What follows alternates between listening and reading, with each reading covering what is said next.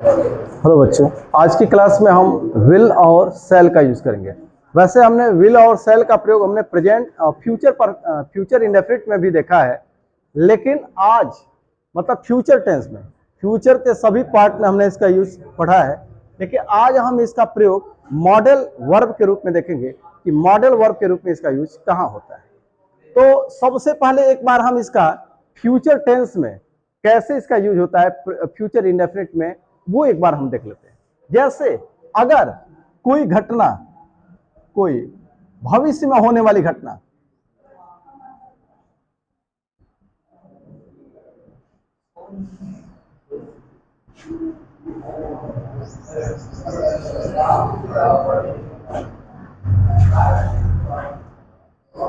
भविष्य में होने वाली क्रिया के बारे में जब हम बोलते हैं, केवल भविष्य में होने वाली किसी घटना के बारे में, भविष्य में होने वाले किसी एक्शन के बारे में हम जब बताते हैं तो वो फ्यूचर इंडेफिनिट के अंतर्गत वो आता है और उसको हम फ्यूचर इंडेफिनिट में बनाते हैं।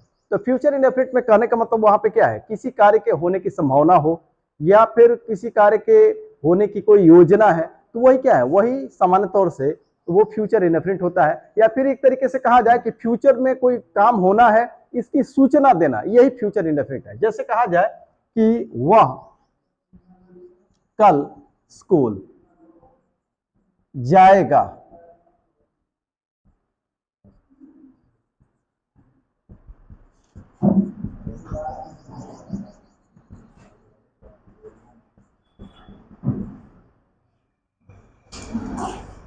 वह कल स्कूल जाएगा, मैं कल स्कूल जाऊंगा। तो अगर हमारा जो जो ट्रेडिशनल इंग्लिश है, ट्रेडिशनल इंग्लिश का मतलब क्या है, ट्रेडिशनल इंग्लिश में हम क्या कर रहे थे, आई और वी के साथ क्या लगा रहे थे, शैल, और बाकी कर्ता के साथ, बाकी कर्ता अगर जो था तो उसके साथ लगा रहे थे विल। तो अगर ट्रेडिशनल इंग्लिश की बात करें, ये हम केवल क्या बता रहे हैं, कह रहा है कि वह कल स्कूल जाएगा, वह कल स्कूल, या मैं कल स्कूल जाऊंगा। तो ये क्या है, केवल एक फ्यूचर एक्शन के बारे में एक सूचना आपको दी जा रही है, या फ्यूचर एक्शन के बारे में बताया जा रहा है, वर्णन किया जा रहा है कि फ्यूचर में ऐसा होगा। तो ये क्या है, ये एक तरीके से देखा जाए तो ये फ्यूचर इंडेफिनिट इसको हम मानेंगे। तो ये फ्यूचर इंडेफिनिट में एक बार इसका यूज देख लेते हैं थोड़ा सा। तो वह कल स्कूल जाएगा, मैं कल स्कूल जाऊंगा। तो यहां देखिए आई और वी के साथ सेल, ये ट्रेडिशनल इंग्लिश है, और बाकी कर्ता के साथ विल। तो हम अब यहां पे लिखा हमने ही, जैसा कि हर मॉडल वर्ब के साथ फर्स्ट फॉर्म ही लगता है, तो आई तो विल और सेल के साथ भी फर्स्ट फॉर्म ही लगना है। तो हमने यहां पे लिखा ही, और तो हमने कहा ना कि आई और वी के साथ सेल, बाकी कर्ता के साथ विल, तो यहां पे लिखेंगे हम विल, ही विल, और वर्ब का फर्स्ट फॉर्म, तो he will go to school, he will go to school. यहां पे मैंने लिखा मैं कल स्कूल जाऊंगा, अच्छा, he will go to school tomorrow, कल मतलब टुमारो। अब यहां पे मैं कल स्कूल जाऊंगा, सेंटेंस तो वही है, केवल सब्जेक्ट बदल गया है। तो सब्जेक्ट हमारा क्या है, आई, और आई और वी के साथ क्या लगाना है, सेल, आई और वी के साथ लगाना है सेल। तो हमने यहां पे लगाया सेल। अब यहां पे सेल लगाया, ये ट्रेडिशनल इंग्लिश के अनुसार, तो और सेल लगाया। अगर हम चाहें, और मॉडर्न इंग्लिश क्या कह रहा है, मॉडर्न इंग्लिश ये कह रहा है कि बाकी कर्ता के साथ हो तो हम विल लगाते ही लगाते हैं, हम आई और वी के साथ भी अगर विल का प्रयोग करते हैं तो इसमें कोई आपत्ति नहीं है। यानी कि मॉडर्न इंग्लिश में बाकी कर्ता के साथ तो विल प्रयोग हो ही रहा है फ्यूचर इंडेफिनिट में, आई और वी के साथ भी विल का प्रयोग हो रहा है। तो अगर आप यहां पे विल लगाते हैं तो ये भी सही है और ये भी सही है, यानी कि आई शैल या आई विल, फिर क्या है, वर्ब का first form go to school tomorrow. तो I shall go to school tomorrow, केवल ये नॉर्मल फ्यूचर की बात हो रही है।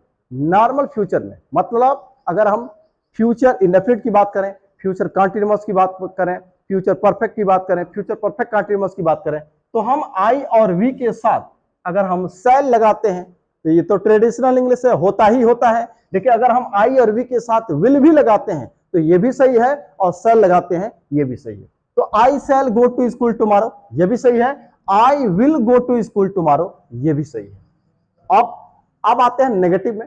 तो नेगेटिव में क्या कर देंगे, यहां पे नॉट लगा देंगे, नॉट। तो हम ऐसे लिख सकते हैं, नेगेटिव अगर कर दें,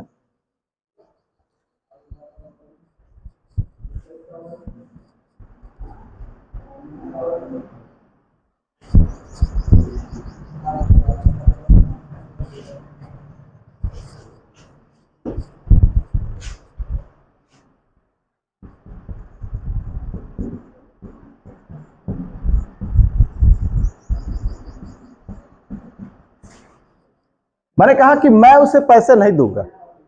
चलिए फ्यूचर की बात बताई गई, किसी ने पूछा कि क्या तुम उसे पैसे दोगे, मैंने कहा नहीं, मैं उसे पैसे नहीं दूंगा। चलिए, तो नेगेटिव हो गया, तो मैंने लिखा आई शैल, अब शैल के बाद से नॉट, या I will not, I shall not या आई विल नॉट।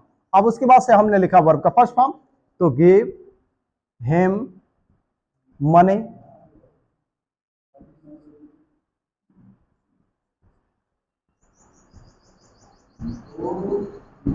अब ये देखिए, ये नॉर्मल फ्यूचर है, हम केवल क्या कर रहे हैं, भविष्य में क्या घटना होगी क्या नहीं होगी उसी के बारे में बता रहे हैं। तो हम यहां पे हमने लिखा, तो आई, ये हमारा ट्रेडिशनल इंग्लिश के अनुसार हमने आई के साथ क्या लगाया, आई और वी के साथ शैल लगता है, तो I shall not give him money, मैं उसे पैसे नहीं दूंगा, तो I shall not give him money, या I will not give him money. तो हमने कहा ना कि आई और वी के साथ, मॉडर्न इंग्लिश में आई और वी के साथ विल का भी प्रयोग हो रहा है। शैल का अगर करते हैं तो अच्छी बात है, विल का भी प्रयोग हम कर सकते हैं, कोई दिक्कत नहीं।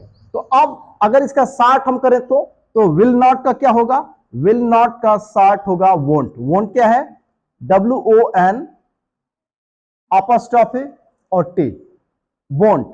और शैल नॉट का 60 क्या है, sand, SHAN apostrophe T, sand. ये इसका है और ये इसका है, और इसका 60 ये है। तो इस तरह से इसका जो है ये शॉर्ट फॉर्म इसका हो गया, शैल नॉट का सैंड और विल नॉट का वोंट। तो ये तो हमारा रहा उसमें फ्यूचर इनडेफिनिट में इसका कैसे यूज करते हैं, या फिर उसी तरह से कंटिन्यूअस में भी है। तो यहाँ पे I shall not give him money ये भी सही है, और I will not give him money ये भी सही है, दोनों चलेगा। तो ये तो हमने फ्यूचर में इसका यूज देखा, अफर्मेटिव और नेगेटिव में।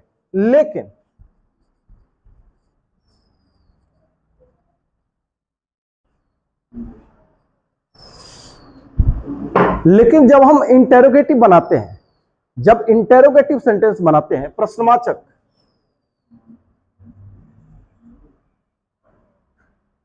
प्रश्नवाचक जब हम बनाते हैं तो क्या होता है, तो प्रश्नवाचक में आई और वी के साथ केवल शैल ही लगेगा। प्रश्नवाचक में आई और वी के साथ केवल शैल ही लगेगा।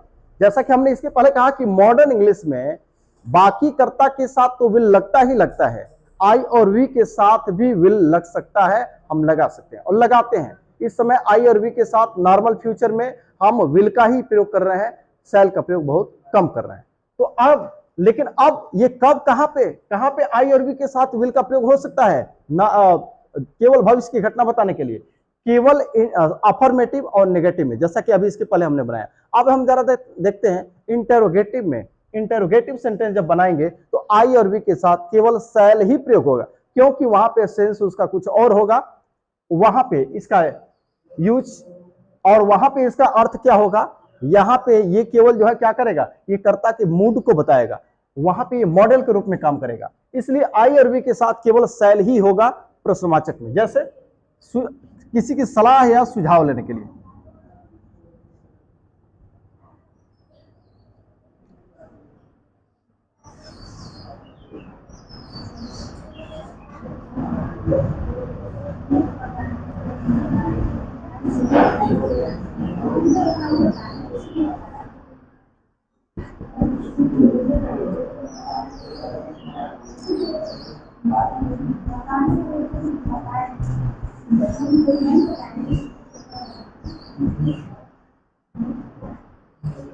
जैसे एक सेंटेंस मैंने लिखा, क्या आपकी मदद करूं, क्या आपकी मदद करूं, यानी कि मदद कौन कर रहा है, मैं अपनी बात कर रहा हूं कि क्या मैं आपकी मदद कर दूं। यह सेंटेंस ऐसे भी आता है, क्या आपकी मदद कर दूं या करूं, या ऐसे भी हो सकता है क्या मैं आपकी मदद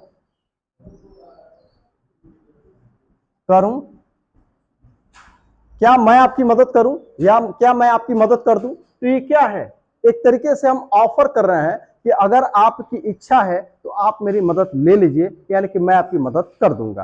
तो एक तरीके से प्रस्ताव किया गया, ऑफर किया गया कि अगर आपको जरूरत है तो आप मेरी मदद ले सकते हैं। तो यहां पे क्या है, यहां पे क्या से शुरू हो रहा है, तो क्या से शुरू हुआ, तो देखिए क्या से शुरू होता है, करते क्या है, अगर उसका जवाब हाँ या ना में दे सकते हैं तो हम हेल्पिंग वर्ब को कर देते हैं सब्जेक्ट के पहले। तो यहां पे देखिएगा, अब हमने कहा ना कि मॉडर्न इंग्लिश में देखिए यहां पे पहले सेंटेंस में मैं छिपा हुआ है, क्या आपकी मदद कर दूं, यानी कि इसका मतलब यह है कि क्या मैं आपकी मदद कर दूं। तो इसका यहां पे क्या करेंगे, आई के साथ अगर आप यहां पे विल का प्रयोग करते हैं तो गलत होगा। जैसे लिखा shall I help you, shall I help you, अगर हम यहां पे विल लिख दें कि विल आई हेल्प यू, तो विल क्या होगा, गलत होगा। यहां पे इंटरोगेटिव में केवल शैल ही होगा आई और वी के साथ। जैसे अगर कहें कि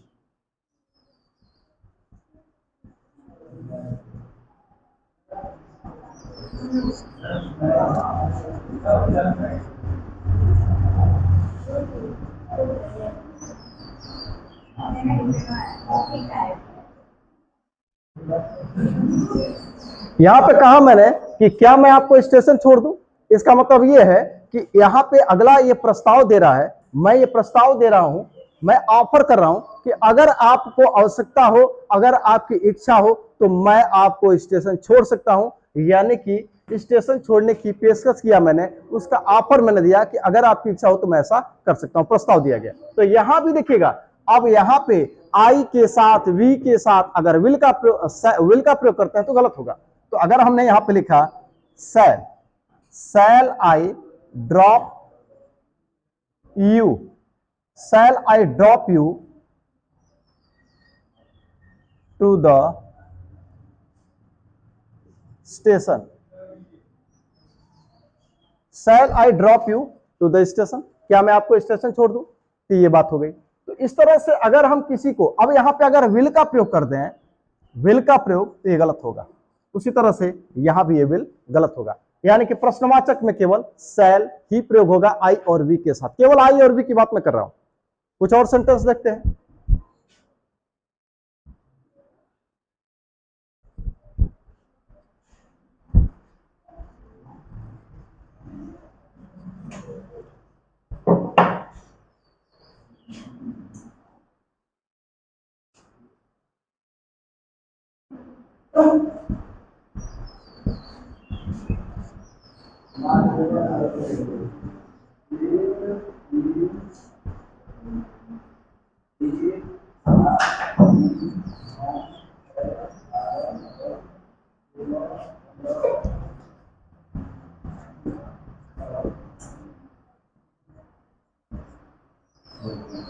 मैंने यहां पे लिखा हम कैसे यह समस्या हल करेंगे, या हम कैसे यह समस्या हल करें, यानी कि हम जो है कहीं न कहीं हम किसी व्यक्ति से यह सलाह ले रहे हैं या सुझाव ले रहे हैं कि हमें यह समस्या कैसे हल करनी चाहिए, यानी कि कहीं न कहीं हम उस व्यक्ति की राय जानना चाहते हैं, उसकी सलाह जानना चाहते हैं, यानी हम सलाह मांग रहे हैं। तो यहां पे लिखेंगे अब कैसे, तो यहां पे लिखेंगे हाउ। अब यहां पे हम, तो मॉडर्न इंग्लिश में जो आई और वी के साथ विल का प्रयोग हो रहा है फ्यूचर टेंस में, तो वहां पे हम यहां पे विल का प्रयोग नहीं कर सकते, क्योंकि यहां पे क्या है, इसका सेंस बदल रहा है। तो प्रश्नवाचक में हमने कहा इसीलिए कि यहां पे शैल ही प्रयोग करेंगे, तो लिखा हमने how shall we, how shall we, यहां पे ये शैल सही है, अगर विल लिखते हैं तो ये गलत है। तो लिखा हमने how shall we solve this problem, how shall we solve this problem. तो अब यहां पे ये क्या कर रहा है, सलाह मांगी गई है, सुझाव मांगा गया है, तो यहां पे वी के साथ शैल ही चलेगा, विल नहीं चलेगा, यानी आई और वी के साथ केवल शैल चलेगा इंटरोगेटिव में। अब अगला सेंटेंस देखते हैं एक और।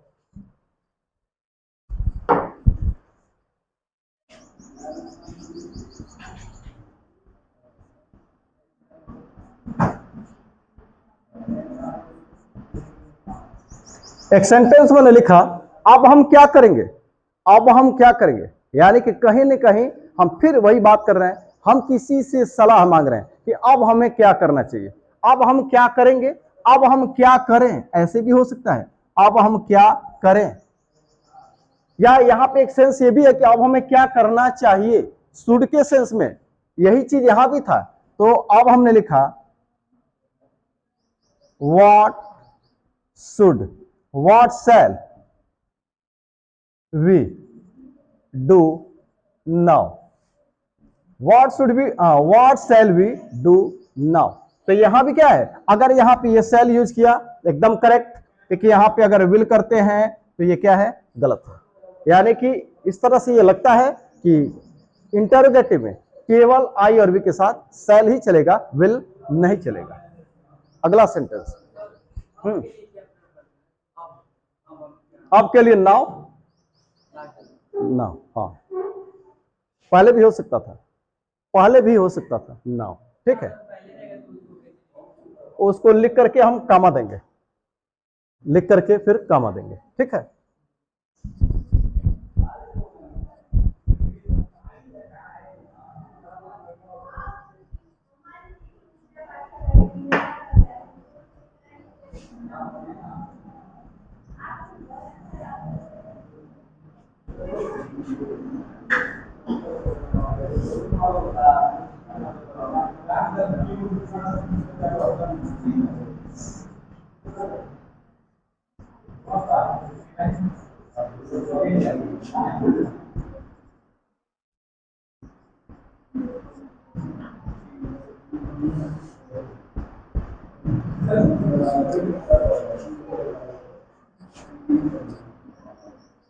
यहां पे एक सेंटेंस मैंने लिखा, मां क्या मैं एक सिनेमा देखूं, क्या मैं एक सिनेमा देख लूं, क्या मैं एक सिनेमा देखूंगा। यहां पे क्या है, यहां पे मैंने अपनी मां से उसकी अनुमति लिया, उसकी परमिशन मांगा। तो परमिशन मांगने के लिए भी यहां पे शैल का यूज कर सकते हैं। जैसे यहां पे लिखे हैं shall I watch, shall I watch a cinema mother, shall I watch a cinema mother. मां क्या मैं एक सिनेमा देखूं, या क्या मैं एक सिनेमा देख लूं, या क्या मैं एक सिनेमा देखूंगा। तो यहां पे मैं अनुमति ले रहा हूं कहीं ना कहीं। तो यहां पे अब ये सारी बातें जो है अनुमति ली गई, क्योंकि अगर सिनेमा मुझे देखना है तो मुझे तो पता ही कि मुझे देखना है, तो मैं दूसरे से क्यों पूछ रहा हूं, मुझे करना है तो मैं दूसरे से क्यों पूछ रहा हूं। यानी कि या तो अगले से मैं सलाह ले रहा हूं, या फिर उसकी अनुमति ले रहा हूं, या फिर उसका सुझाव ले रहा हूं, ये सारी चीजें यहां पे होंगी। तो यहां पे अनुमति ली गई, या फिर कहा जाए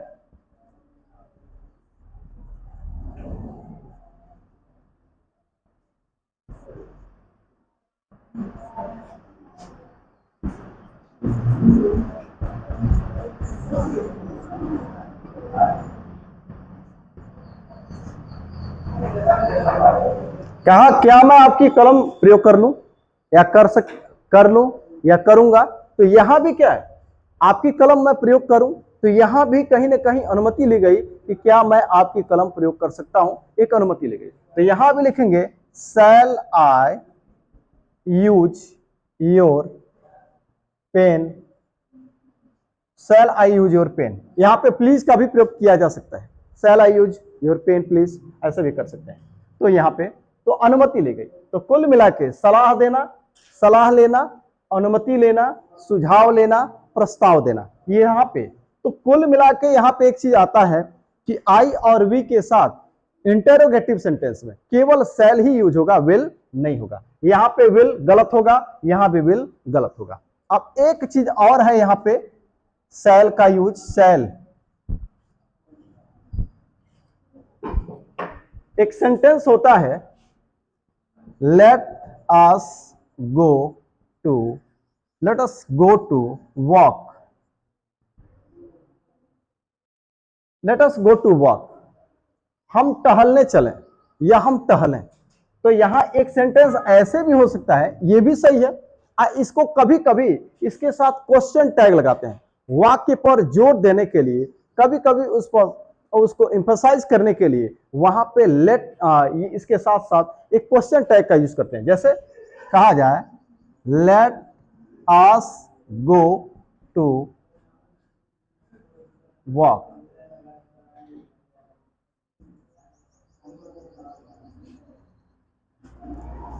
शैल we, let us go to walk shall we. तो यहां पे क्वेश्चन टैग के रूप में लेट अस से कोई वाक्य शुरू हुआ है तो वहां पे क्वेश्चन टैग के रूप में, क्वेश्चन टैग वाक्य को जोरदार बनाने के लिए क्वेश्चन टैग का यूज करते हैं। तो लेट अस से अगर कोई वाक्य शुरू हुआ है या लेट्स से, ये शॉर्ट फॉर्म है, लेट अस का शॉर्ट फॉर्म है लेट्स। अगर इससे शुरू हुआ लेट्स से या लेटस से तो वहां पे हम क्वेश्चन टैग के रूप में शैल वी का प्रयोग करते हैं। यहां भी ये इसका यूज होता है। अब हम आते हैं विल का प्रयोग। हम टहलने चले, हम टहलने चले, लेट अस गो टू। नहीं, वहां पे क्या नहीं होगा, वहां पे ऐसा नहीं होगा।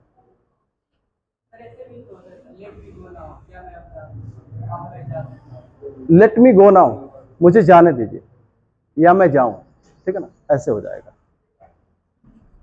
अगला सेंटेंस है, अब हम देखते हैं कि विल यू का प्रयोग कहां कहां करते हैं। अब विल का यूज तो ऐसे हमने देख लिया, जरा विल यू का यूज कहां करते हैं। विल का प्रयोग इंटरोगेटिव में, विल प्लस सब्जेक्ट, ये क्या करता है, ये निवेदन के लिए प्रयोग करते हैं, निवेदन के लिए। बाकी चीजों को अभी हम देखेंगे, निवेदन के लिए इसका प्रयोग करते हैं। जैसे क्या आप मेरी मदद करेंगे,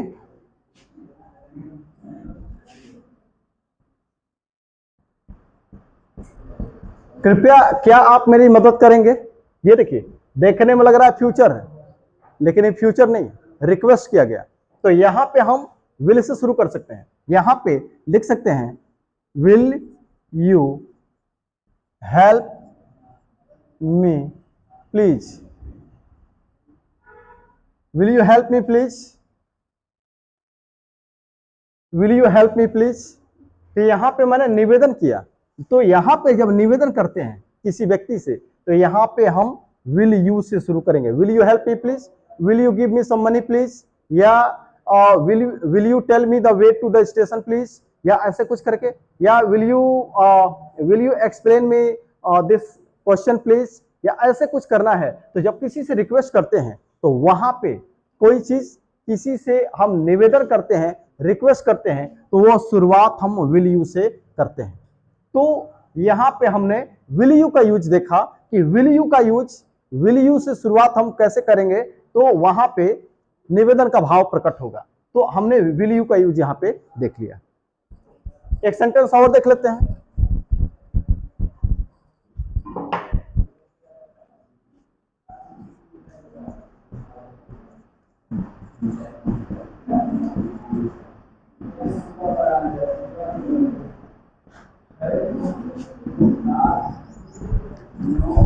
कृपया क्या आप मुझे कुछ पैसे देंगे, कृपया क्या आप मुझे कुछ पैसे देंगे। तो यहां भी वही बात है, आप। तो यहां पे लिखेंगे विल यू, यू से देखिए क्या से शुरू हुआ, क्या आप मुझे कुछ पैसे देंगे, या कृपया क्या आप मुझे कुछ पैसे देंगे। तो will you give me some money, will you give me some money please, will you give me some money please. तो यहां पे निवेदन करने के लिए हमने विल यू का यूज किया।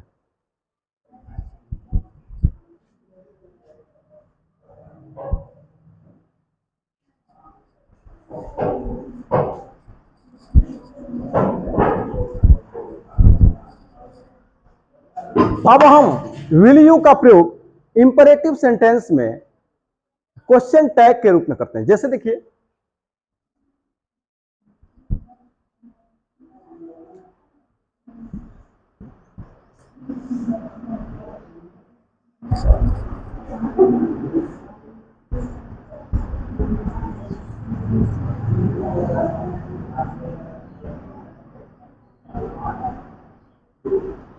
यहां पे मैंने लिखा ये इंपेरेटिव सेंटेंस है, मुझे एक कप चाय दो। यहाँ पे सब्जेक्ट होता नहीं, सब्जेक्ट नहीं होता है, तो सब्जेक्ट नहीं होता है, लेकिन यहाँ पे सब्जेक्ट हम क्या मानते हैं, सब्जेक्ट यहाँ पे यू मानते हैं, लेकिन शुरुआत होती है वर्ब के फर्स्ट फॉर्म से, वर्ब के फर्स्ट फॉर्म से ये होता है शुरुआत। तो मुझे एक कप चाय दो, तो यहां पे दो, गिव, मुझे, me, a cup of tea, cup of tea. तो ये भी सही है। अब कभी कभी ऐसे वाक्य को जोरदार बनाने के लिए ऐसे भी लिख देते हैं, give me a cup of T, will you, give me a cup of T, will you. तो यहां पे क्वेश्चन टैग के रूप में भी विल यू का प्रयोग करते हैं, या ऐसे भी कर देते हैं। तो इसके लिए दोनों सही है। कभी कभी ये सही है, इसके लिए पर्याप्त है, लेकिन कभी कभी वाक्य पर जोर देने के लिए हम वहां पे क्वेश्चन टैग का यूज करते हैं। तो ऐसे सेंटेंस में, इंपेरेटिव सेंटेंस में विल यू का प्रयोग करेंगे। लेटर से शुरू हुआ तो शैल बी का प्रयोग किया, और अगर वर्ब से शुरू हो रहा है, यानी इस तरह का सेंटेंस है, दूसरा कोई इंपेरेटिव सेंटेंस है, तो विल यू से शुरू किया। एक सेंटेंस और देखिए,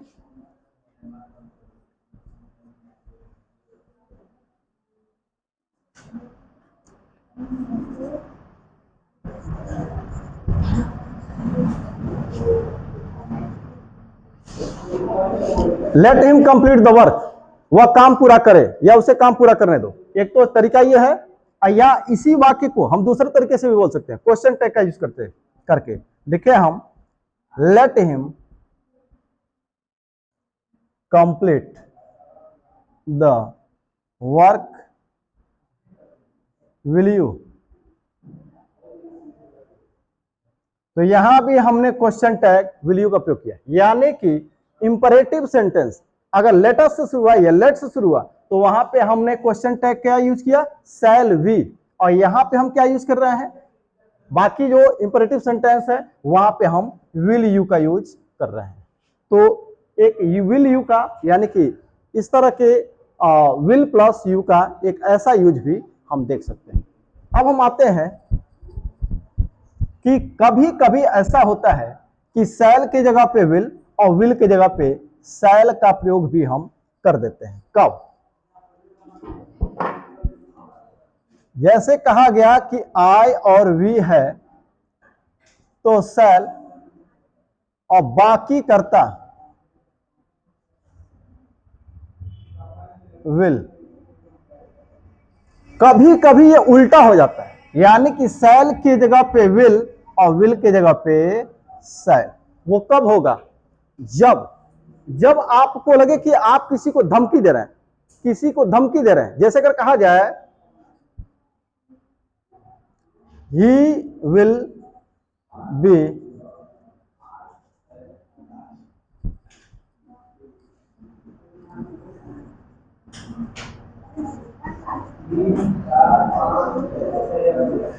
he will be punish, he shall be punished. अब देखिएगा, ही शैल बी पनिश्ड, उसे दंडित किया जाएगा। या कहा जाए कि he shall punish you, he shall be punished, he shall be punished, उसे दंडित किया जाएगा। यहां पे क्या किया गया, उसे दंडित किया जाएगा। यानी कि अगर हम यहां कहें कि यू शैल बी पनिश्ड, तुम्हें दंडित किया जाएगा, तुम्हें दंडित किया जाएगा, यानी कि यहां पे क्या, आपको धमकी दी गई। तो जब धमकी दिया जाए तो हम क्या करेंगे, जब धमकी दिया जाएगा तो जहां शैल यूज हो रहा था वहां विल, और जहां विल यूज हो रहा था वहां पे शैल। ऐसे अगर हम कहें आई शैल, आई विल पनिश यू,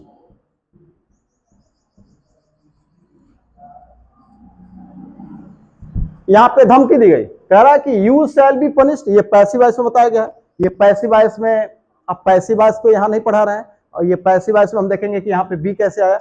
लेकिन यहां पे देखिए, आपको पता है कि आप केवल आई और वी के साथ ट्रेडिशनल इंग्लिश में शैल का यूज करते हैं। आई और वी के साथ ट्रेडिशनल इंग्लिश में फ्यूचर की घटना बताने के लिए हम फ्यूचर टेंस में हम आई और वी के साथ शैल का यूज करते हैं। लेकिन यहां पे उल्टा क्यों किया गया, उल्टा क्यों किया गया, जब किसी को धमकी दी जाए, किसी को धमकी दिया जाए, किसी को आदेश या निर्देश दिया जाए, कोई वादा किया जाए, कोई कोई अगर किसी बात पर संकल्प किया जाए, तो वहां पे हम उल्टा करेंगे। यानी कि यहाँ यू के साथ विल प्रयोग हो रहा था, होना चाहिए था, लेकिन यहाँ पे हमने यू के साथ शैल का यूज किया। यू शैल बी पनिश, तुम्हें दंडित किया जाएगा, या आपको धमकी दी गई, तो यहाँ पे मैंने यू के साथ शैल यूज किया गया। कहा जाए कि ही शैल पनिश यू, वह तुम्हें दंडित करेगा। यहां भी क्या हुआ, यहां भी कहीं ना कहीं आपको धमकी दी गई, तो यहां भी ही के साथ मैंने विल के बजाय किसका यूज किया, शैल, यानी कि यहाँ पे उल्टा कर दिया। जहां पे विल होना चाहिए था वहां पे मैंने शैल किया। फिर यहाँ पे मैंने कहा आई विल पनिश यू, मैं तुम्हें दंडित करूंगा, यानी कि मैं आई के साथ, अब ये नॉर्मल फ्यूचर की बात नहीं हो रही है, यहाँ पे धमकी दी गई, तो धमकी दी गई। अब यहाँ पे आप शैल का यूज करेंगे तो ये गलत होगा, यहाँ पे गलत होगा, यहाँ पे विल गलत होगा, यहाँ पे विल गलत होगा, यहाँ पे शैल गलत होगा। यानी कि हमने यहाँ पे क्या कर दिया, उल्टा कर दिया।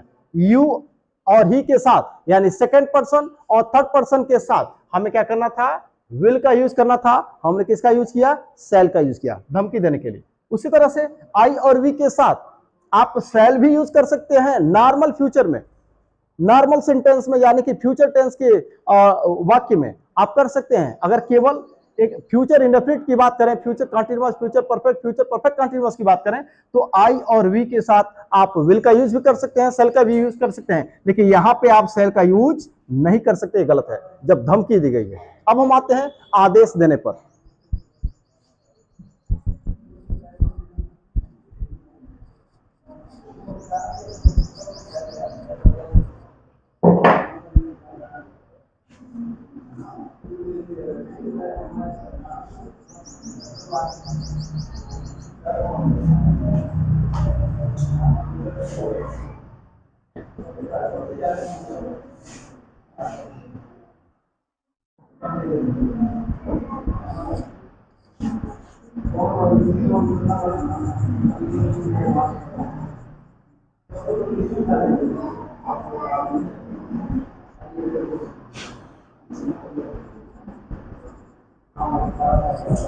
यहां पे आदेश दिया गया, कहा गया कि you shall complete the work at once, तुम तुरंत काम कंप्लीट करोगे, यानी कि तुम तुरंत काम कंप्लीट करोगे या तुम तुरंत काम कंप्लीट करो। तो यहां पे क्या किया गया, यू के साथ शैल का यूज किया गया, ही के साथ वह तुरंत काम कंप्लीट करेगा, यानी कि क्या किया गया, यहां आदेश दिया गया, निर्देश दिया गया। तो आदेश निर्देश दिया जाए तो वहां पे जो जहां पे आई और वी अगर दिया है तो वहां पे विल होगा, और अगर सेकेंड या थर्ड पर्सन हो, यानी कि बाकी अन्य करता हूं, यानी कि आई और वी को छोड़कर जो बाकी करता हूं सेकेंड या थर्ड पर्सन के, तो वहां पे शैल का यूज करेंगे। यहां पे विल का यूज करेंगे तो ये गलत माना जाएगा, गलत। यहां पे केवल शैल यूज होगा जब आदेश दिया जाए। तो अगर कोई निर्देश दिया जाए, कोई और भी इस तरह की बात कही जाए, या कोई किसी ड्यूटीज की बात की जाए, जैसे कर कहा जाए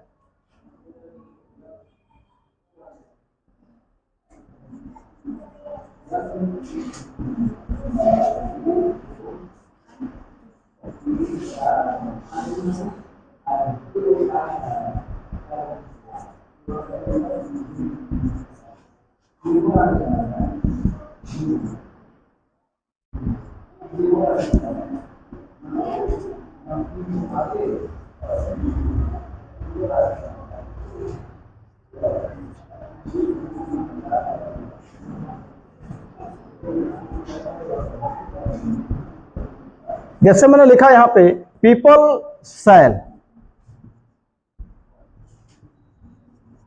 people shall file their ITR by the end of April, यानी कि लोग अप्रैल के अंत तक, यानी उससे पहले, यानी कि अप्रैल के अंत तक क्या करना है, लोग अपना आईटीआर फाइल करेंगे।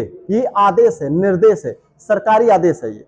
तो यहां पे क्या है, आदेश दिया गया, निर्देश दिया गया, तो यहां पे पीपल के साथ विल का प्रयोग होना चाहिए था अगर हम फ्यूचर इंडेफिनिट, अगर फ्यूचर टेंस की बात करते तो, लेकिन यहां पे हमने यहां पे उल्टा कर दिया, शैल का यूज किया। अगर कहा जाए द स्टूडेंट्स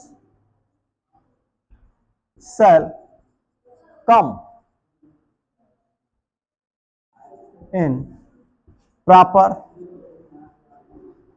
uniform,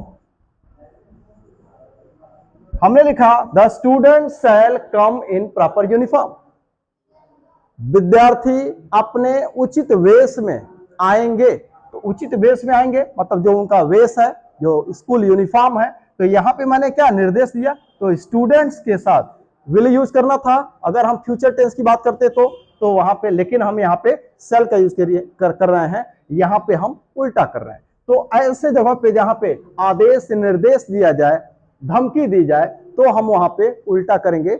वहां पे हम सेकेंड पर्सन और थर्ड पर्सन के प्रोनाउन यानी कि आई और वी को छोड़कर बाकी कर्ताओं के साथ हम शैल का यूज करेंगे, विल का यूज नहीं करेंगे। इन जगहों पे विल का यूज गलत होगा।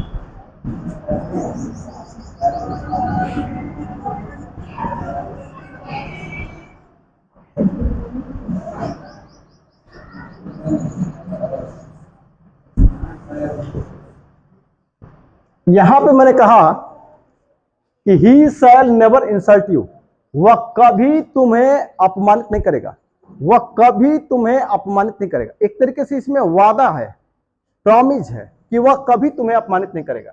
तो यहां पे देखिए वादा किया गया, तो ही के साथ मैंने शैल का यूज किया, विल का यूज नहीं किया, उल्टा कर दिया।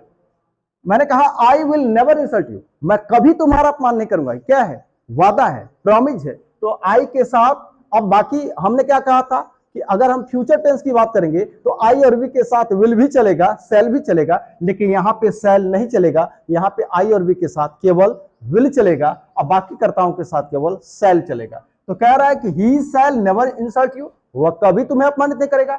I will never insult you, मैं कभी तुम्हें अपमानित नहीं करूंगा।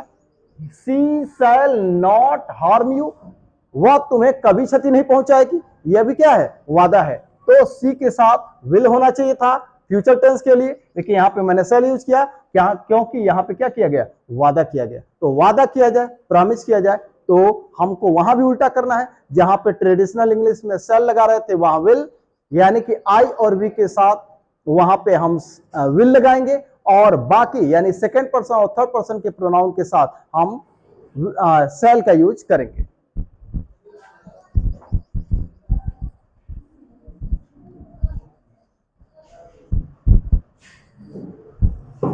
कभी कभी हम कोई दृढ़ निश्चय की बात करते हैं, किसी दृढ़ निश्चय की बात करते हैं, हम कभी कभी संकल्प की बात करते हैं, या हम कोई अनाउंसमेंट करते हैं, तो वहां भी हम उल्टा करते हैं। जैसे अगर कहा जाए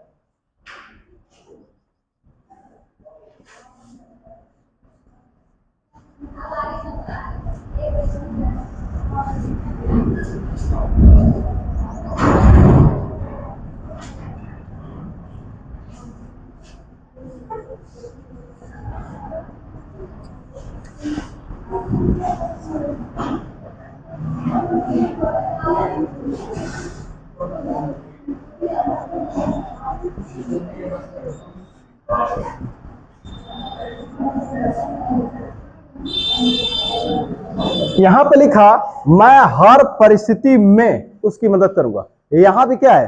एक संकल्प की बात की गई, दृढ़ निश्चय की बात की गई। तो यहां भी क्या है? यहां भी हम वही फार्मूला अपनाएंगे, यानी कि हम उल्टा करेंगे। यहां भी कहा गया मैं अपना लक्ष्य हासिल करूंगा। ये कोई फ्यूचर टेंस की बात नहीं हो रही है, किसी भविष्य में होने वाली घटना की बात नहीं है, ये कर्ता के मूड की बात बता रहा है। कर्ता कहना क्या चाहता है? कर्ता कहीं ना कहीं एक संकल्प की बात कर रहा है, दृढ़ निश्चय की बात कर रहा है, दृढ़ इच्छा शक्ति की बात कर रहा है। तो यहां पे इन दोनों सेंटेंस में दृढ़ इच्छा शक्ति, संकल्प की बात हो रही है, डिक्लेरेशन की बात हो रही है। एक तरीके से फॉर्म डिटर्मिनेशन की बात हो रही है, तो यहां भी हम उल्टा करेंगे। तो यहां पे आई, मैं हर परिस्थिति में उसकी मदद करूंगा। तो आई के साथ मैंने कहा था ना कि विल और शैल दोनों चलेगा फ्यूचर टेंस में, लेकिन नहीं, यहां पे शैल नहीं चलेगा, यहां पे केवल विल ही चलेगा, विल ही चलेगा। आई विल उसकी मदद करूंगा, तो हेल्प हिम, कह रहा है हर परिस्थिति में, तो इन एवरी कंडीशन। यहां पे मैंने लिखा I will achieve my target, I will achieve my target. तो दोनों में हमने क्या किया, दृढ़ निश्चय की बात किया, संकल्प की बात किया। तो संकल्प और दृढ़ निश्चय की बात है। तो हमने अभी इसके पहले कहा था कि आई और वी के साथ शैल और विल दोनों चलेगा मॉडर्न इंग्लिश में फ्यूचर टेंस के लिए, लेकिन नहीं, यहां पे हम उल्टा करेंगे। अगर कोई दृढ़ निश्चय की बात है तो वहां पे आई और वी के साथ विल, और बाकी जो करता है यानी कि सेकंड पर्सन और थर्ड पर्सन के, वहां पे शैल यूज होगा। जैसे अगर कहा जाए